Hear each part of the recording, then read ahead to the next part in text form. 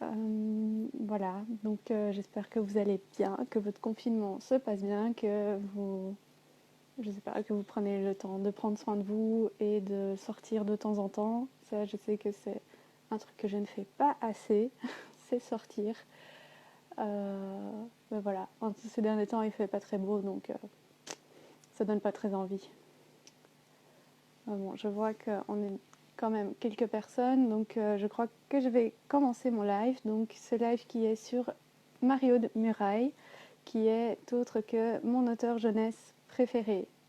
Et du coup, c'est pour ça que je l'ai choisi, que j'ai décidé de la présenter, parce que je pense que c'est un auteur qui vaut la peine d'être découverte.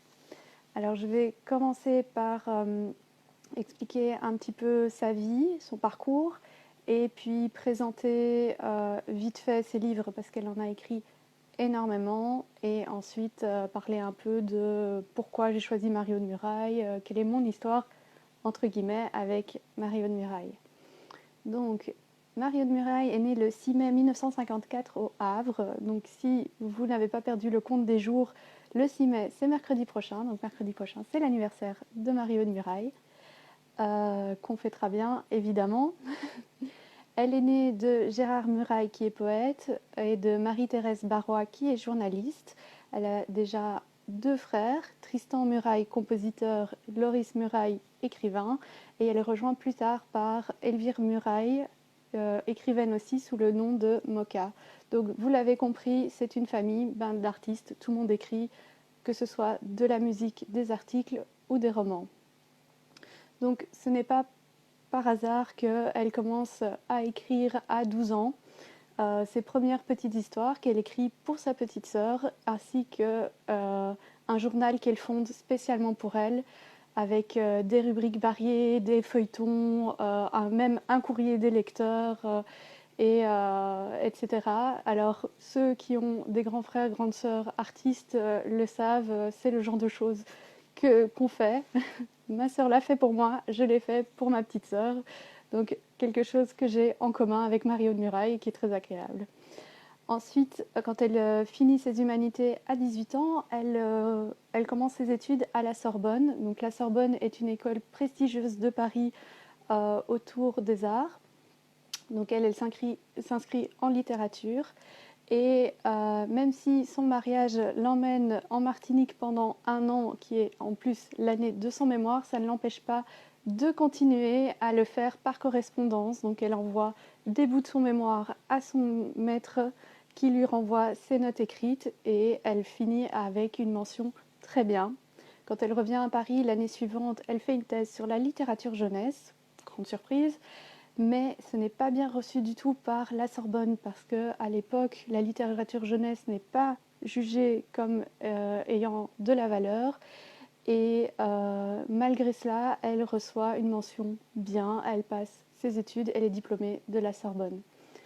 À ce moment-là, elle a 35 ans, elle a un enfant, et elle commence sa collaboration avec les éditions Bayard, qui sont des éditions jeunesse et qui ont entre autres des mensuels pour les enfants. Donc, que vous connaissez sans doute, c'est Pomme d'Api, J'aime lire, Astrapi et Je bouquine, qui ont chacun leur tranche de lecteurs.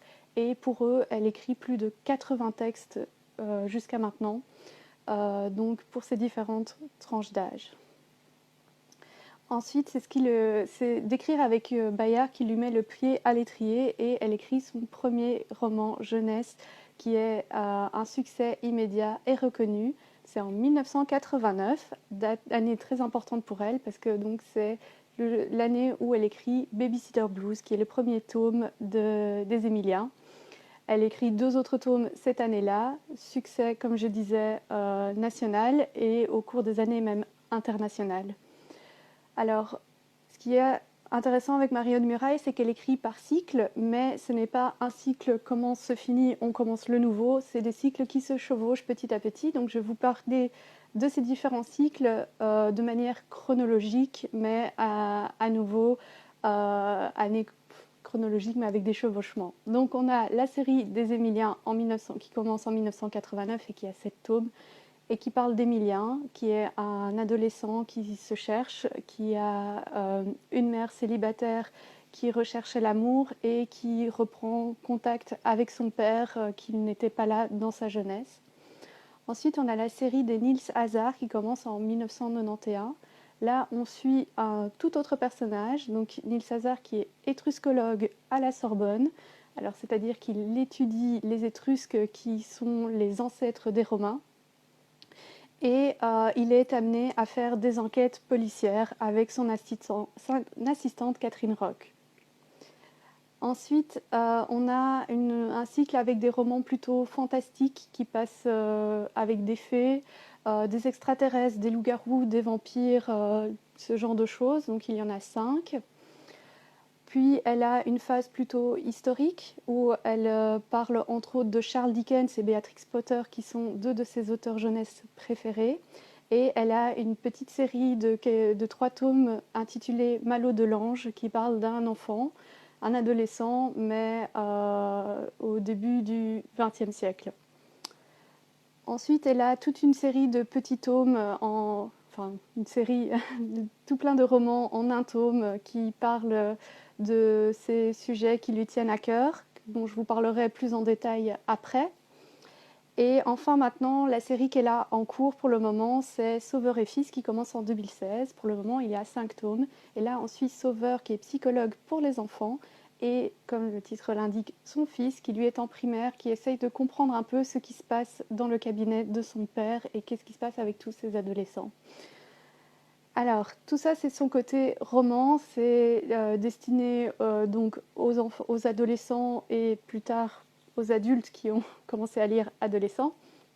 Mais elle a d'autres ouvrages, dont une série un peu particulière qui s'appelle la série L'Espionne, qui est publiée chez J'aime lire avec des illustrations. Elle a écrit une dizaine, je pense, d'histoires d'elle. Et comment lui est venue cette histoire? C'est assez particulier parce que autre année charnière de sa carrière, c'est l'année 2000. Non pas parce que c'est un chiffre rond, parce que cette année-là, sa fille Constance entre en première primaire et elle entre dans la classe de Christine Thieblemont, qui est institutrice, qui utilise les ouvrages de Marie-Aude Murail depuis des années dans sa classe. Donc pour elle, c'est le miracle, rencontrer son auteur préféré et avoir un contact direct avec elle. La rencontre se fait et c'est une collaboration qui en est autour de la pédagogie. À deux, elles créent ce qu'elles appellent la pédagogie de l'encouragement. Donc le but, ce n'est pas de punir les enfants, mais de les encourager vers ce qu'ils aiment. Par exemple, il y a un petit garçon, une année, qui adore les histoires de l'espionne. Il est fan, il est même amoureux d'elle parce que dans sa tête, évidemment, elle existe en vrai. Mais malgré cela, il double cette année-là car le seul mot qu'il sait lire, c'est pirate. Alors que font Marie-Aude Murail et Christine Thieblemont? C'est lui créer une méthode de lecture autour du seul mot qu'il sait écrire et lire, c'est pirate. Et grâce à ça, il passe l'année suivante et il peut lire sans souci. Et toute cette collaboration met en place un manuel de lecture qui est intitulé Bulle et qui est publié chez Bordas. Alors pour les connaisseurs, évidemment ça fait sens. Pour les non-connaisseurs, Bordas est une maison d'édition assez prestigieuse de pédagogie. Alors pour elle, la lecture, c'est un de ses chevals de bataille. Pour elle, c'est important de savoir lire.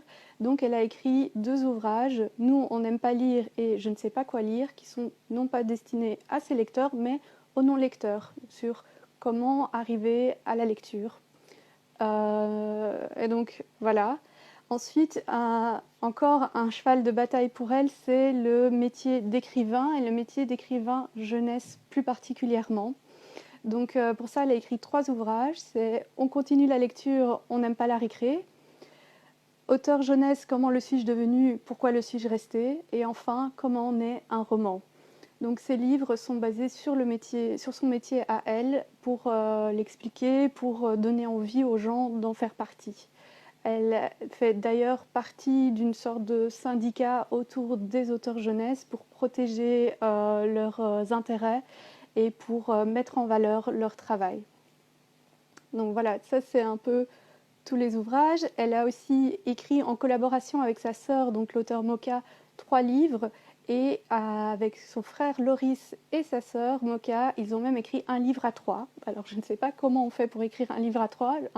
Tout seul, je trouve ça compliqué. À 2, j'imagine encore plus compliqué, mais à 3, voilà. Mais en tout cas, c'est une super réussite car ce livre, succès international, un peu comme tous les livres de Mario de Muraille, je vais dire, mais celui-là en particulier, succès international.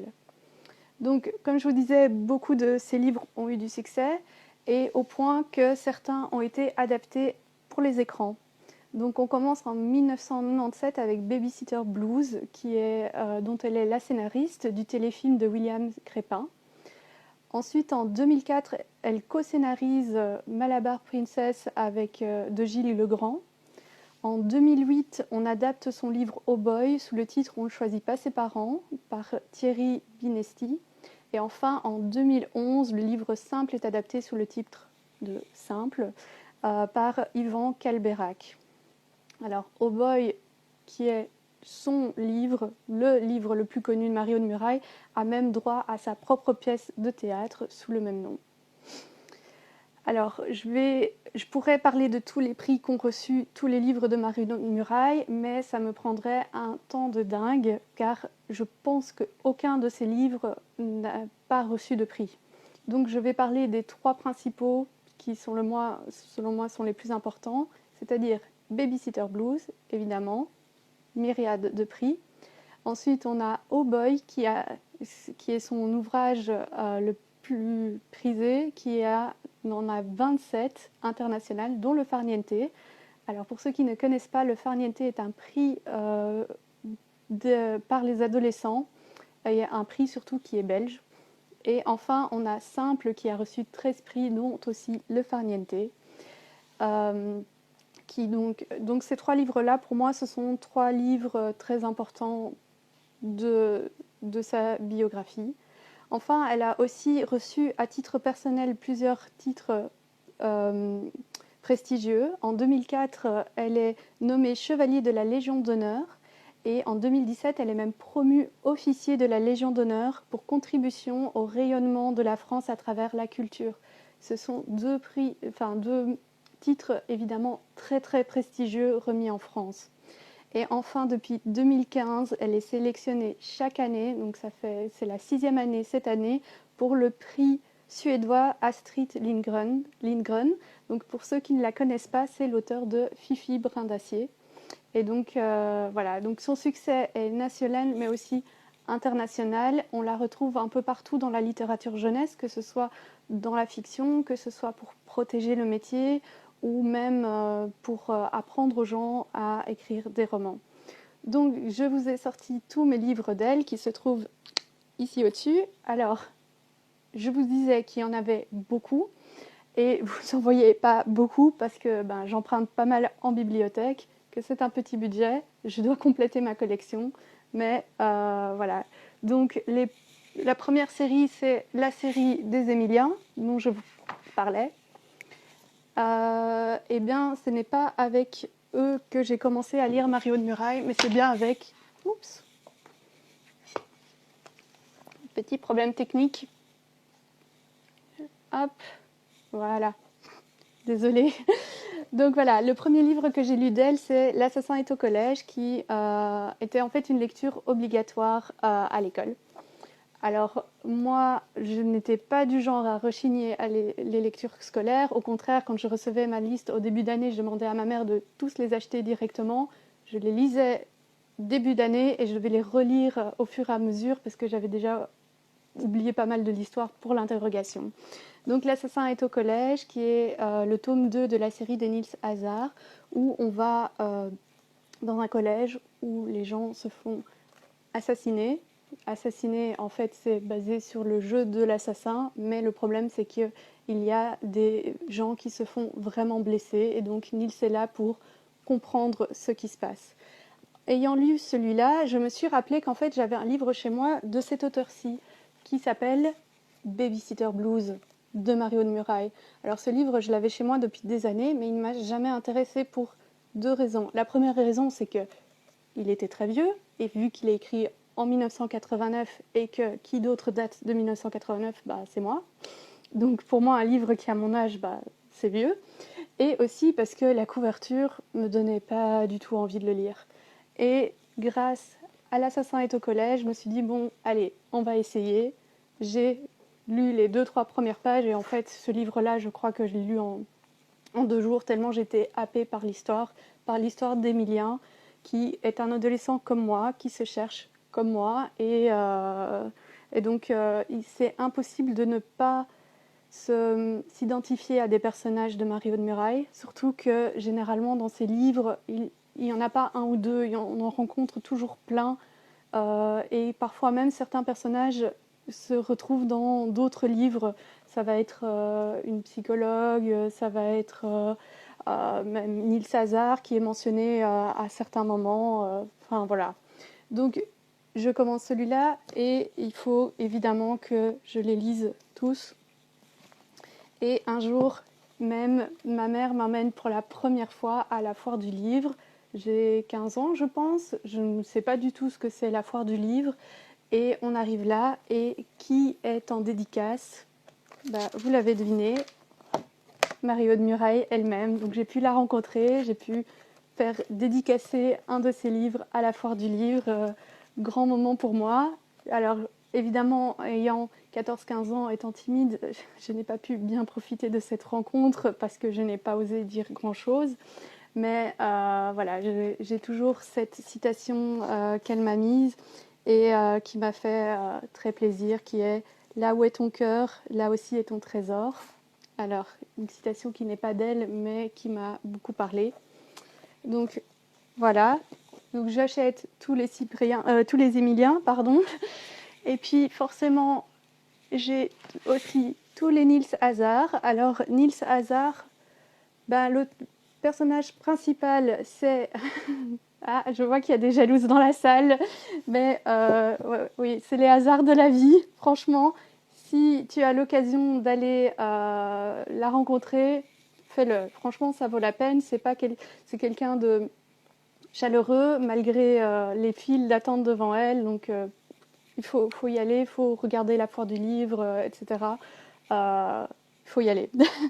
Donc, je disais les Nils Hazard qui commencent par Dinky Rouge Sang. C'est un autre style de livre, ce sont des thrillers. Moi, il y a certains passages de Dinky Rouge Sang que j'ai lus la nuit et j'ai les regrettés qu'ils ne fassent pas jour à ce moment-là. Le personnage principal est adulte, donc c'est un peu une autre ambiance, mais malgré tout, une lecture très, très adolescente, je trouve. Chaque tome, comme je vous disais, est une enquête différente et on suit aussi l'évolution, l'avantage des séries, l'évolution du personnage de Nils Hazard et surtout de sa relation avec son assistante Catherine Rock. Alors, ensuite, je n'ai plus que des livres qui ne sont pas des séries. Je vous parlais des livres qui étaient plus fantastiques. Moi, j'en ai 3 ici. C'est Ma vie a changé, qui parle de fées, d'une dame qui se rend compte tout d'un coup qu'il y a une fée qui habite chez elle. Donc, en gros, sa question, c'est un peu... Est-ce qu'il y a une fée qui habite chez moi ou est-ce que j'ai juste perdu la tête? Alors non, ça ne se passe pas pendant le confinement, donc voilà. Malgré le fait qu'on ne soit pas confiné, on peut aussi perdre la tête ou avoir une fée chez soi. Petite pause pour boire de l'eau. Voilà, ensuite on a Amour, vampire et loup-garou. Donc c'est Marianne qui travaille dans un centre qui étudie des phénomènes paranormaux.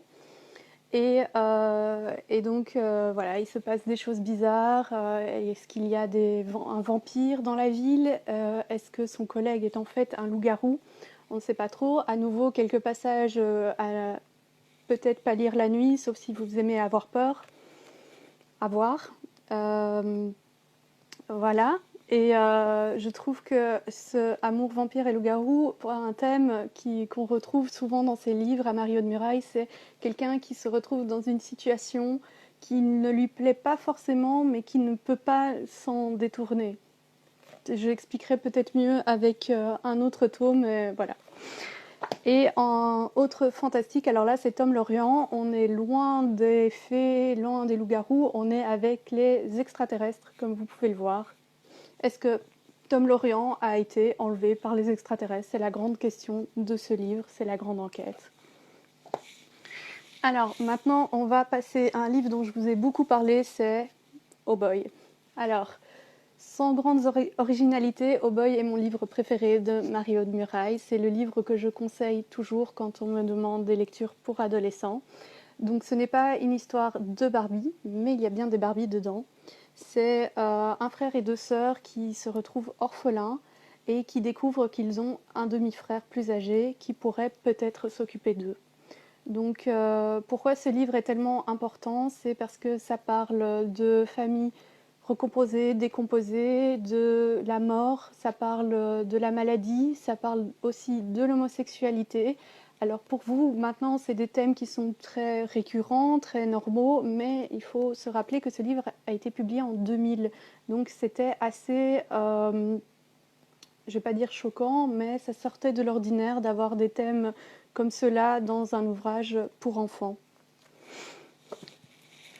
Alors, Maïté Coiffure, donc ça c'est l'autre livre que j'ai mentionné où quelqu'un se retrouve dans une situation dont il ne peut pas se retirer. Donc on a Louis qui doit faire un stage, il est en 3e humanité et il doit faire un stage dans une entreprise et sa grand-mère lui dégote un stage à son salon de coiffure. Alors, le problème, c'est que pour nous, il n'y a pas de problème, mais à l'époque, c'est que Louis est un garçon dans un salon de coiffure, du coup, c'est un petit peu mal vu.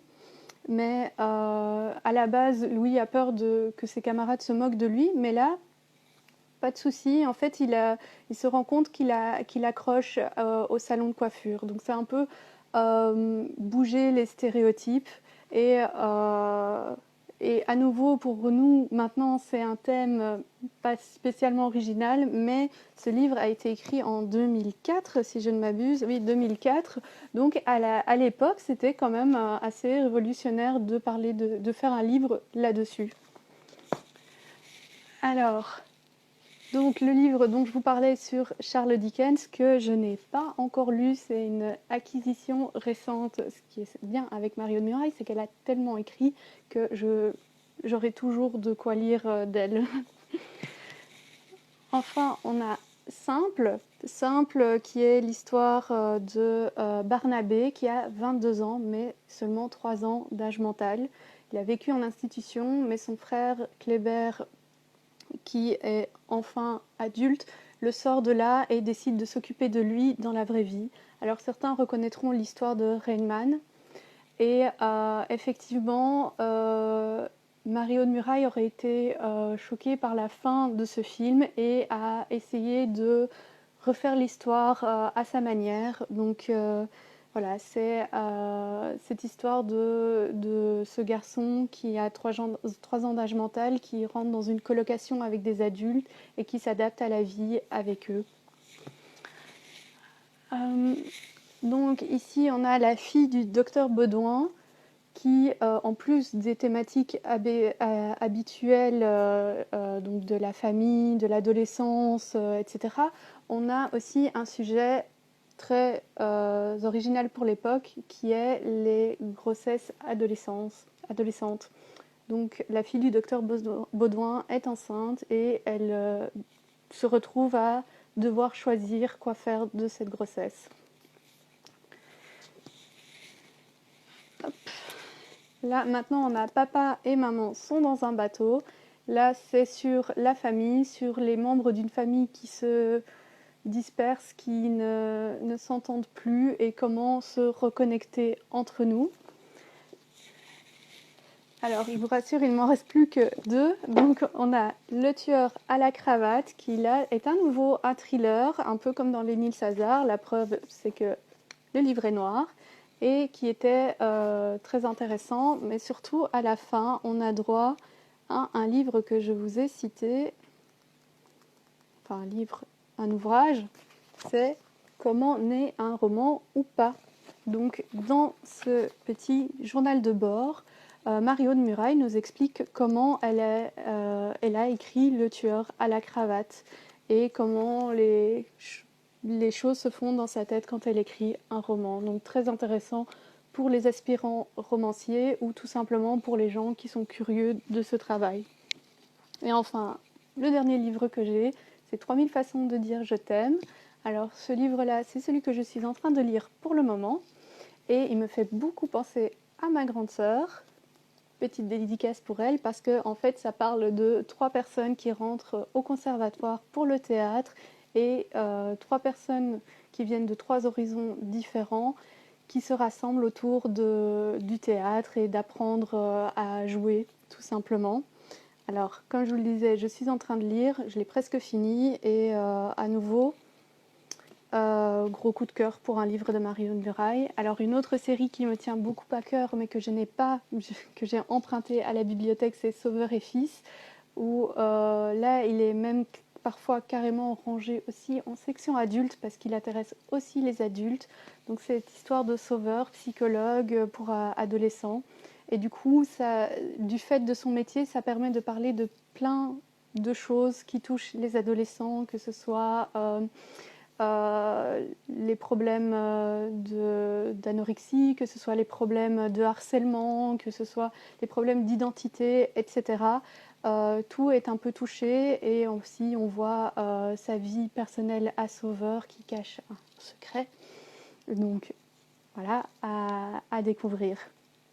Donc voilà, je pense que j'ai fait le tour de tous mes livres et de mon amour pour Mario de Muraille.